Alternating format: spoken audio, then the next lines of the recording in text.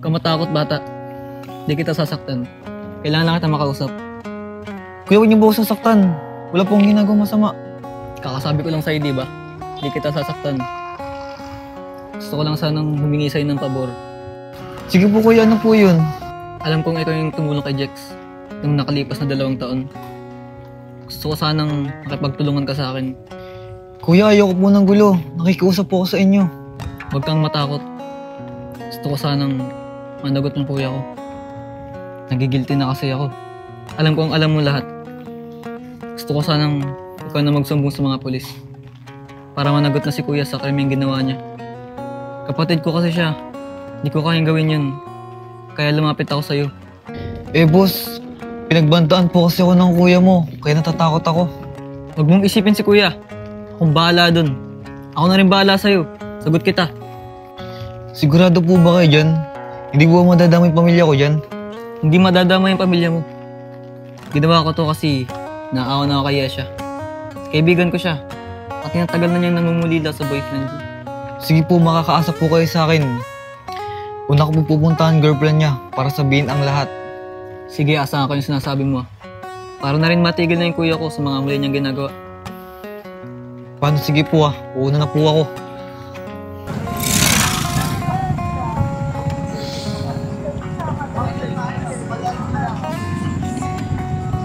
Kumusta ka na, Jex? Alam kong nahihirapan ka. At alam kong sobra yung linanas mo nung aksidente ka. Ano? Tungkol kay Jex? Alam mo kung nasan siya? Sige, sabihin mo sa akin kung ano pa yung nalalaman mo. Ate, alam kong 2 taon mo nang hinahanap si Jex. At sa 2 taon na yun, ako lang nakakalam kung ano nangyayari sa kanya. Ano? Grabe naman yung ginawa nila sa boyfriend ko. Kuya, sabihin mo sa akin kung sino may gawa niya. Please lang. Kaya nga po nandito ate para sabihin sa inyo lahat Ang gumawa po nun sa kanya ay si... O ano? Sino? Sabihin mo na! Si Enchong po ate. Si Enchong po lahat ng may gawa nun sa kanya.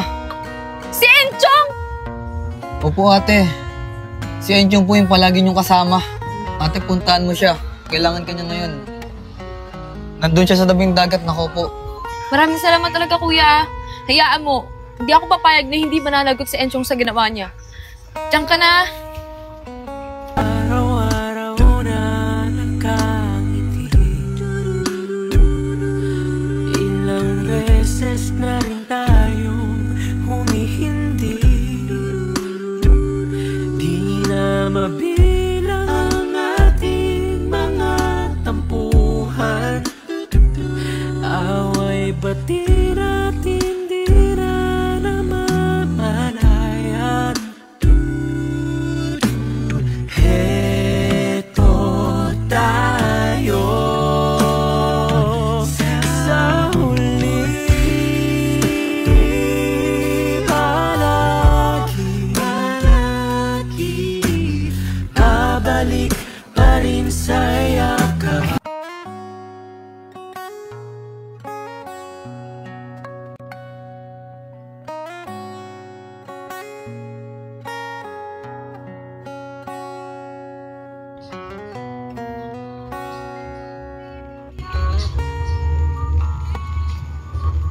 Umuulan, no? Papaulan ka na naman. Hindi ako parang magkasakit boyfriend ko. Ikaw na naman pala. Kukulitin mo na naman ba ako? Alam ko na ang lahat. At alam kong wala kang maalala. Pati akong girlfriend mo, hindi mo maalala. Oo, tama ka. Wala akong maalala. Kanino mo naman nalaman yan? May lalaking nagsabi sa akin. At yung lalaking yun, ay yung tumulong sa'yo ng 2 taon na nakalipas. Wala ka ba naalala sa akin? Kahit ni isa?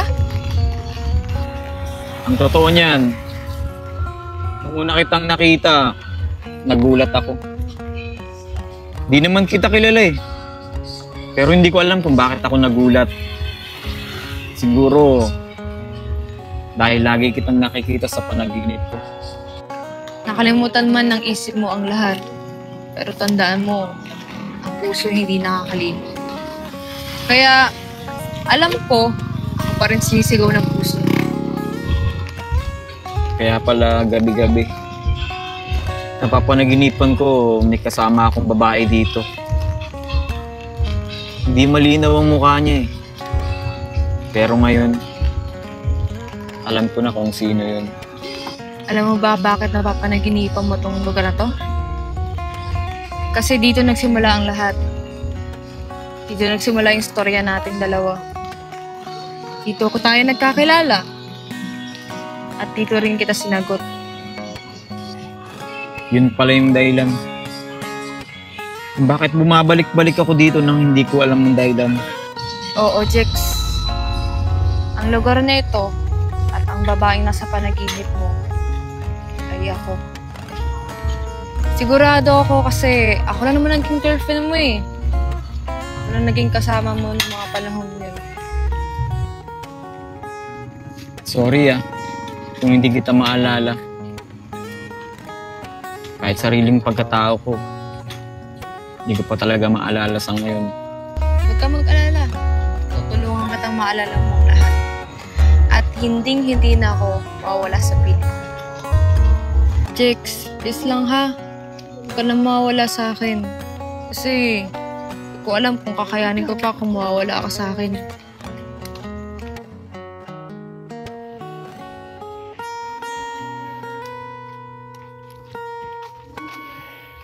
Ano? Saan ka pupunta? Kala mo ba hindi ko nakita nag-usap kay ni Yesha?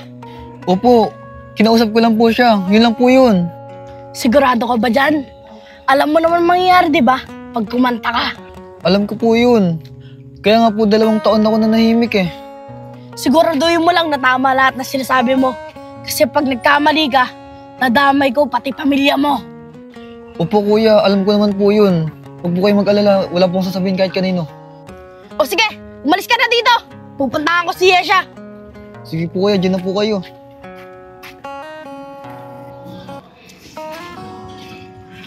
Alam ko, nandun siya sa kubo. Yesha, nandyan ka ba? Mag-usap naman tayo. Yesha, huwag ka na magtampo sa akin. Nandito lang naman ako para sa'yo lagi. Kaya wala si Yesha dito. Saan kaya siya nagpunta?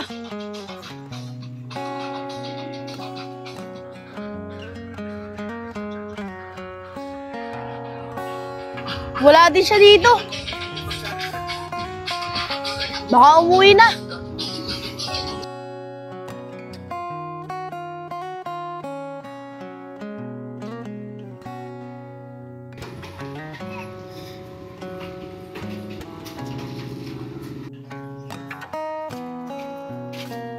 O Aizen, saan ka pupunta?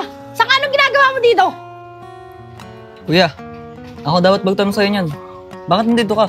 Nandito ako kasi pinuntahan ko si Yesha. Kaso wala siya dun eh. Ikaw, ba't ka nandito? Wala lang kuya.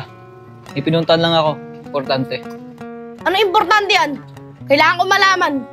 Kuya, huwag mo nang alamin. Labas ka dito. Huwag lang pakialaman. Siguraduhin mo lang na walang kinalaman sa akin yan. Kasi kung hindi, malalagot ka sa akin. Oo kuya. Walang kinalaman sa ito. Alis na ako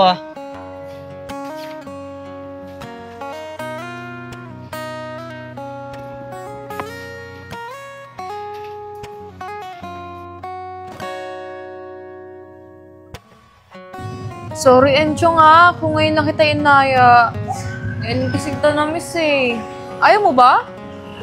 Alam mo, Enchong, ngayon ko lang na-realize na hindi pala kami ni Jex ang para sa isa't isa. Tayo pala. Ikaw naman, masyado mo ako pinapakilig niyan. Parang pakiramdam ko, sasagutin mo na ako eh.